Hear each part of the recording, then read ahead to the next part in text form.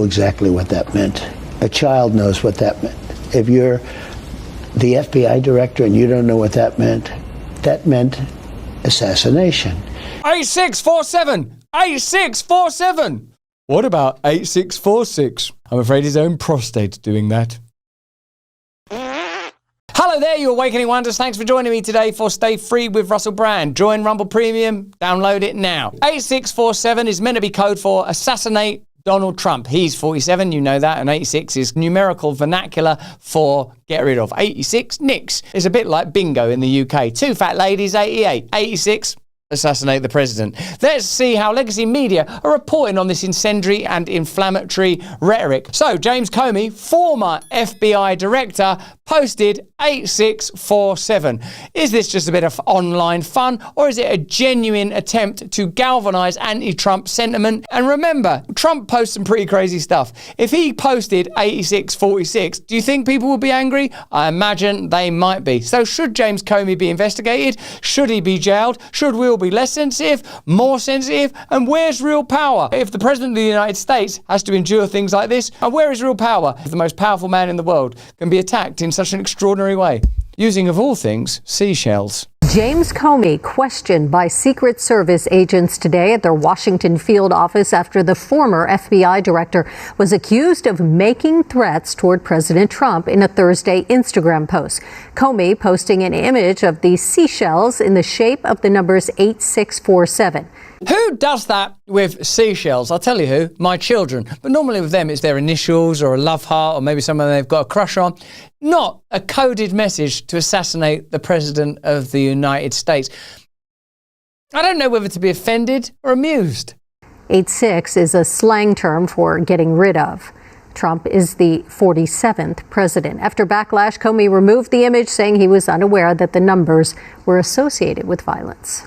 Susan Crabtree is a national political correspondent for Real Clear Politics. And I love Susan Crabtree, and I'm not afraid who knows it. You sat there next to me. You are not fit to clean Susan Crabtree's shoes. Shut your mouth. Susan. One of the most tapped in journalists when it comes to the workings of the Secret Service. She's so tapped in, man. I'd like to tap that. She joins us now. Susan, thank you so much for being with us. Can't stop my arm. I love that, Susan. Let's just dive straight in. To a love affair. And let's start at 30,000 feet. Mile High Club. In light of Comey and Trump's, let's call it a troubled or strained past, your reaction to Comey's post and his reasoning for taking it down? Well, I would say that as a former FBI director, that it strains credulity to say that he does not know what 8647, the connotation that meant in light of the two assassination attempts against Donald Trump that we saw just a few months ago. So I think that because of that context, before the assassination attempts, I don't think this would carry the same type of meaning. Afterward, when I covered Gabby Giffords' shooting, former representative from Arizona, debilitating shooting that she encountered, we were very careful as journalists and politicians in Washington not to use any kind of language or verbs that have anything to do with shooting, like target or take aim at. And so I think a FBI director would be wise to be sensitive as well, and he was not. Well, I promise you I'd be sensitive with you, Suzanne Crabtree. Marry me, Suzanne, and let's make beautiful news together. Now, Trump doesn't need anyone to stand up for him. Surely, here he is defending himself. He knew exactly what that meant. A child knows what that meant. If you're the FBI director and you don't know what that meant assassination. And it says it loud and clear. Now, he wasn't very competent, but he was competent enough to know what that meant. And he did it for a reason, and he was hit so hard. Because people like me, and they like what's happening with our country. Our country has become respected again, and all this. And he's calling for the assassination of the president. Obviously, he apologized and said he wasn't calling for violence. But look, he's a very bad. What do you want to see happen? What do you want to see happen? I don't want to take a position on it because that's going to be up to Pam and all of the great people. But I will say this: I think it's a terrible thing. And when you add his history to that, if he had a clean history, he doesn't. He's a dirty cop. He's a dirty cop. And if he had a clean history, I could understand if if there was a leniency. But I'm going to let them make that decision. He's a dirty cop. That's going to stick. Here's some reporting on it from USA Today. FBI Director James Comey posted a photo on Instagram that depicted the number 8647 fashioned with seashells. Fashioned. Not surprisingly, the now-deleted post created an immediate firestorm among conservatives and Trump administration officials. The number 86 is synonymous with getting rid of something, tossing it out, or worse, it also means to kill. Comey, fired by Trump in 2017, has claimed he didn't realize some folks associate those numbers with violence, and it never occurred to him that may be the case. He thought it was merely a political message. That kind of alleged naivete from someone who once led the FBI purportedly helped to defend the country from all kinds of threats is hard to fathom. Yeah, even if one takes Comey at his word, what was the political message he supported exactly? As much as it drives the left insane, Trump won a second term, fair and square, and he will be president for the next 3.5 years unless something happens to him. Ahead of the November election, Trump faced not one, but 2 assassination attempts. The first nearly ended his life, a bullet grazing his ear. Those facts make Comey's post that much more egregious and irresponsible. We're living in a time where violence is increasingly prevalent as a form of political protest. Take, for instance, all the Teslas that have been firebombed because liberals are mad that Tesla CEO Elon Musk is working with Trump. Worse,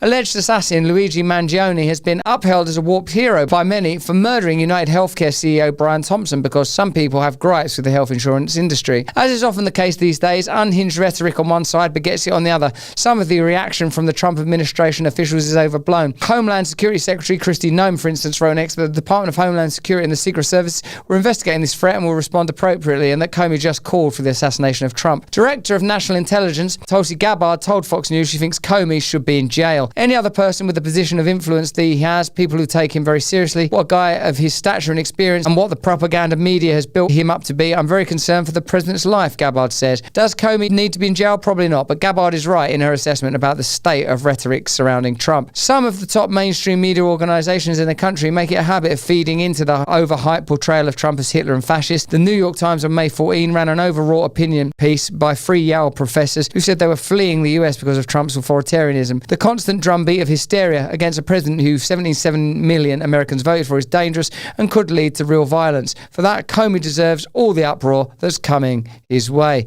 This will clear your butt out quick fast. This is a coffee that believes in revolution. If the founding fathers were here today, they'd be drinking this. Alexander Hamilton would be sipping on this stuff. Dear Thomas Jefferson, he'd be downing this. And as for Sam Adams, I reckon he'd be snorting hard lines of it. And at the moment, 1775 Coffee have got a fantastic new deal. They're giving away free starter kits, 3 bags of coffee, 2 16 ounces of your choice, and the Longevity brand, infused with CA-AKG, the clinically studied compound that actually helps reduce your biological age. And the deal is simple. You pay the cost of 2 bags of coffee and $17.75 takes care of the rest. That includes the 3rd bag and the gear. This sounds like drugs. Matte black tumbler, a frother, gold scoop, reusable K-cup filter. Go to 1775coffee.com/brand and get your free starter kit and caffeinate your soul before someone in a boardroom pulls the plug. Here's Tulsi Gabbard responding in person. Are you buying that the former FBI director didn't know what 86 Trump meant? Absolutely not, Jesse. That is a ridiculous and insane statement to make, certainly within this context, but especially coming from a guy who's the former director of the FBI, a guy who spent most of his career prosecuting mobsters and gangsters, people who know and execute other humans and use this exact lingo of 86. Comey himself admitted in his follow-on message that he knew that this was a political statement. Well, the only reason he knew that, Jesse, was because a little over a month ago, a bunch of anti-Trump, anti-Elon Musk protesters were proliferating the use of this 8647 slogan, which was a veiled call to action to murder the sitting president of the United States. So for Comey to think that we, the American people, are so stupid as to think that he, as a former FBI director, former prosecutor, and someone who clearly pays attention to what's going on, would believe his lie that he didn't know what this actually was calling for. The dangerousness of this, Jesse, cannot be underestimated. When we have 2 assassination attempts on the president's life, when we have people who look to guys like Comey, who've been celebrated by MSNBC and the Democrat elite and CNN as the beacon of integrity, the law and order guy, the guy who would tell the truth no matter what the consequences. This is the guy who's issuing a hit on President Trump, the president that the American people voted for. So it's guys like Comey and others who call the president the modern day Nazi, people who are in great positions of influence, who are saying that President Trump poses an existential threat to our country. These are people who hate democracy and hate the American people because they cannot stand that the people overwhelmingly chose to elect Donald Trump and send him back to the White House. So they are seeking other means to get their way and to try to remove him from that position. How serious is the administration taking this, and what are the next steps going to be? We're taking this very seriously. As you mentioned, the Department of Homeland Security, and specifically Sean Curran, the current Secret Service director, a man who has been willing to lay down his life as the lead of President Trump's Secret Service detail for years now. He takes this seriously and is leading the investigation into this threat. There has to be accountability for this. This is the kind of story that completely delegitimizes the Democrats' position on Trump's ethics, morality, and the manner of his posting. He's continually condemned as being an incendiary provocateur for posting stuff about Hillary Clinton or for inciting violence in ways that, compared to that post, I suppose, are somewhat elegant and at least amusing. It seems to me that it's a story that demonstrates once again that when it comes to morality and ethics, the Democrat Party establishment will lean into whatever morality leads to utility is the morality that they will deploy. I don't know whether James Comey was deliberately trying to incentivize would-be assassins to murder Donald Trump, but I suppose given that he has been subject to a couple of assassination attempts already and that we are living in a time of increased political violence, it could be considered irresponsible. Certainly, though, I in general believe in free speech and I believe in good faith and having a good sense of humour when it comes to death threats. If I took every death threat that come my way seriously, I'd live in the Florida Panhandle. Actually, I do live in the Florida Panhandle, and I do take those death threats seriously. But that's just what I think. Why don't you let me know what you think in the comments and the chat? Remember, get Rumble Premium. We do additional content every week, pre-taped content like this, as well as stream content every single day. In the meantime, if you can, please stay free.